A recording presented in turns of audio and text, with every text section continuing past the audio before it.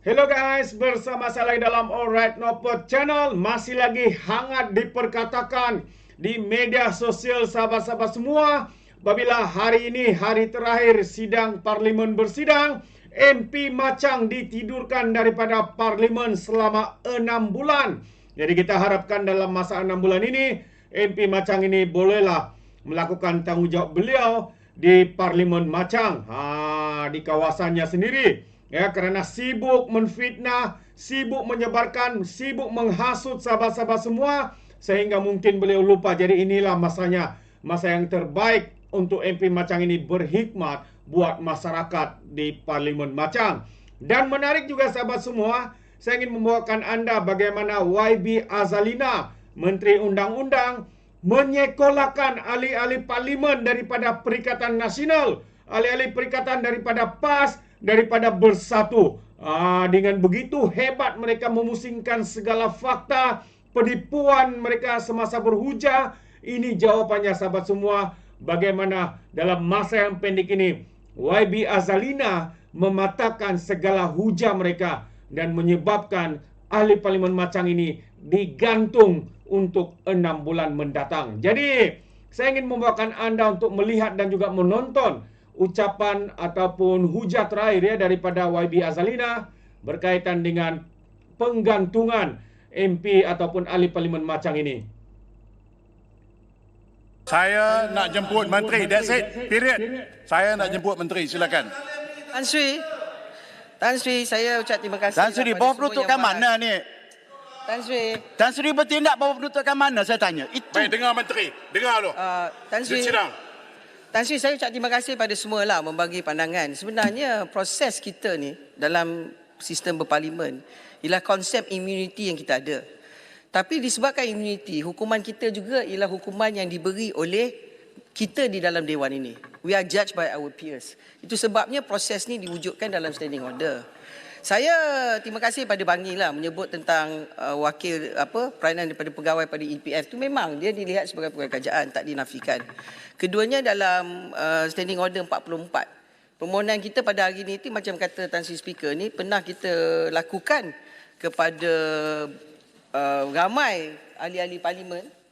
Dan kalau kita tengok pada hari ini, nak katakan proses yang kita buat pada hari ini sesuatu yang agak ajaib tu tak betul lah. Sebab betul lah kata Tan Sri, sama ada kita refer pada Rights Committee ataupun kita boleh hanya terus kepada permohonan pergantungan, dibahas dan kemudian diundi. Contoh-contoh yang berhormat Tan Sri Speaker sebut, kita ada yang berhormat daripada Batu Gajah, yang berhormat daripada Puchong, yang berhormat daripada kita mempunyai Padang Serai, kemudian juga yang berhormat daripada Galang Patah. Jadi permohonan ini kalau isu pertama boleh dilakukan, jawapan dia ya. Keduanya, saya sebenarnya nak tegur di sini. Bila kita bercakap tentang surat layang dan kita tahu di dalam proceeding parlimen, tadi saya tertarik dengan pengurusi PAC. Bila yang berhormat daripada belah sini tanya kenapa tak boleh diadakan tindakan cadangan, dia jawab, dia kata memang parlimen tak ada kuasa. Betul, dia mengaku bahawa PAC tak ada kuasa. PAC merujuk dan menilai dan memberikan pandangan. Jadi kita dalam dewan ni, bila kita berbahas, rakyat tengah dengar perbahasan kita. Jadi bila kita sebagai wakil rakyat, kita rujuk pada surat layang. Katakan memang kita percaya isi kandungan surat layang, tapi bukan surat sayang. Surat sayang terpulanglah kita percaya ke tidak. Kadang mungkin Ulu Langat akan percayalah surat sayang daripada surat layang. Tapi isu dia Tan Sri Petua, bila kita ada surat layang, tanggungjawab kita sendiri siasat. Apa pula speaker nak siasat? Kalau betul katakan ada pegawai pembuli di EPF semua, pergilah kepada Suhakam, buatlah laporan polis, tanyalah kepada menteri yang bertanggungjawab pada EPF. Ini is very bahaya. Yang Hormat Menteri. Tapi bila, kejap, biarlah, this is my flaw. You have already spoken. Isu dia Tan Sri Petua, kita ni bertanggungjawab. Kalau kita rujuk kepada dokumen yang sahih, saya yakin kerajaan tak ada masalah. Salah tetap salah. Tetapi jangan kita pakai surat layang sebab kita akan membuka dalam bahasa Inggeris floodgates, semua dalam dewan guna surat layang. Dan sekarang dengan ada SMS, sekarang ni dengan ada artificial intelligence, tak tahu yang mana betul yang mana salah. Kita ada seorang adik mendiang membunuh diri. Cyberbullying, undang-undang yang ada hari ini tak mencukupi, RM100 je denda. Mak bapak menangis-nangis. Isu dia Tan Sri yang betul. Tanggungjawab kita buat undang-undang. Bukannya kita tuduh ikut surat layang kerana orang hantar. Kalau macam tu Tan Sri Yang Bertua, kita duduk kantin, kita berbahas tentang surat layang. Tak ada masalah bagi pihak kerajaan. Betul ke salah, kita bincang. Tapi dalam Dewan ni Tan Sri Bertua, kalau kita tidak buat penetapan, kita akan membuka budaya yang buruk bagi ahli parlimen, peringkat kerajaan dan juga peringkat pembangkang. Jadi saya nak cakap pada Macang, saya faham dan saya simpati dengan Macang.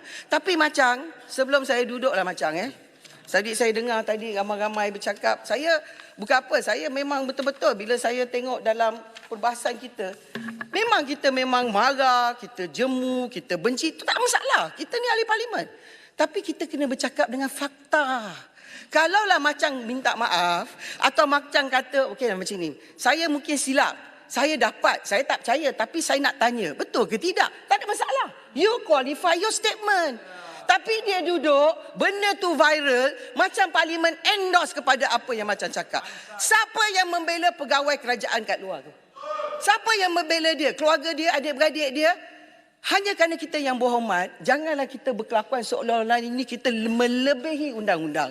This is not our role. Rakyat undi kita, rakyat hormat kita. Jadi kenalah berkelakuan baik. Jadi saya nak duduk, saya tahu semua tak puas hati, saya nak duduk, sebelum saya duduk satu je saya nak jawab pantun.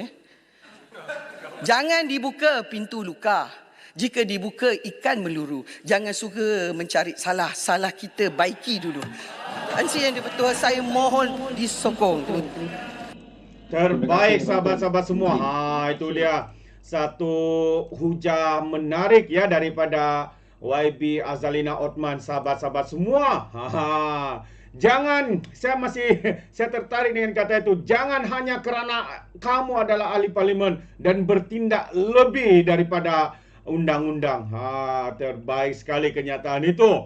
Mungkin ya ahli parlimen Macang ini mungkin dia ingat dia lebih hebat ya daripada undang-undang sehingga sanggup membuat kenyataan tuduhan yang berbau fitnah. Apatah lagi individu yang difitnah itu adalah penjawat awam yang tidak mempunyai yang tidak berada di dalam dewan untuk mempertahankan diri, untuk membela diri atas tuduhan dan juga fitnah. Jadi sahabat semua, ini adalah satu penghinaan besar ya kepada penjawat awam, khususnya individu yang dituduh ini, sahabat-sahabat semua. Jadi bagi saya sangat bersetuju ya dengan keputusan hari ini ya apabila Wan Faizal ya akhirnya ya dengan undian yang bersetuju sebanyak 110 ya untuk menggantung ahli parlimen ya daripada Perikatan Nasional, khususnya daripada Parti Bersatu ini. Dan saya anggap ini adalah satu perbuatan yang tidak bertanggungjawab, menyebarkan fitnah ya apatah lagi ya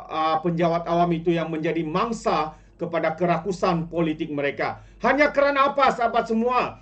Hanya kerana mau dianggap hero kononnya memperjuangkan ya berkaitan dengan MHSB dan juga BlackRock ini. Sedangkan hakikatnya sahabat semua, mereka ini begitu terdesak sekali. Dan akhirnya apa yang berlaku hari ini, Wan Faizal digantung 6 bulan. PN pula baca kunut nazilah. Itu antara apa yang berlaku akhirnya apabila ahli parlimen Macang ini digantung selama 6 bulan. Jadi kalau kita lihat ahli parlimen pembangkang menyambut keputusan Dewan Rakyat menggantung Wan Ahmad Faizal, ya Wan Ahmad Kamal dengan membaca kunut nazilah hari ini. Bacaan doa yang lazimnya dibuat oleh umat Islam bagi mendoakan musuh agama atau dalam situasi perang. Dipimpin oleh Zulkifli Ismail, ahli parlimen Perikatan Nasional PAS daripada Parlimen Jasin, yang juga salah seorang pemimpin PAS Melaka. Ini sudah salah penggunaannya sahabat semua. Ini pandangan saya bukan menuduh. Tapi kalau mereka kalau dikatakan bahwa doa ini digunakan untuk musuh agama, adakah speaker itu adalah musuh mereka? Adakah mereka menganggap ahli-ahli parlimen yang berbangsa Melayu dan beragama Islam itu musuh kepada PAS? Ini kalau ini mungkin anggapan mereka sahabat semua. Pada pandangan saya, ya, saya setuju dengan kenyataan daripada Muhyiddin dan juga Mahathir bahwa PAS ini adalah parti ajaran sesat. Jadi sekali lagi, Wan Ahmad Faizal Macang digantung daripada menghadiri sidang parlimen selama 6 bulan ekoran usul Jabatan Perdana Menteri. Ya, Jabatan Perdana Menteri JPM kerana membangkitkan surat layang ketika perbahasan. Dan surat layang itu terkait dakwaan ke atas penjawat awam dengan maklumat yang tidak dapat disahkan. Jadi keputusan dibuat setelah usul itu tersebut diluluskan dengan undian 110 anggota parlimen ya dari yang ada dalam Dewan Rakyat itu ya menyambut ataupun bersetuju ya untuk siapa ni?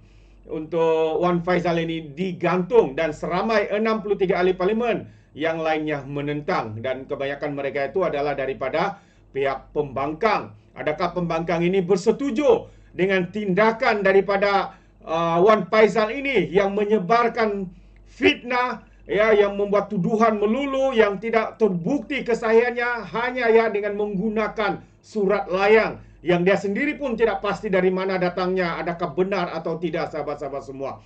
Jadi sekali lagi sahabat semua, keputusan telah pun dibuat ya oleh Speaker Dewan Rakyat hari ini, dan apabila saya melihat media sosial, ramai yang bersetuju dengan keputusan yang dibuat hari ini untuk menidurkan ataupun merehatkan dan menggantung ahli parlimen macam ini selama 6 bulan kerana ketidakbertanggungjawaban beliau membuat tuduhan melulu yang berbau fitnah kepada penjawat awam.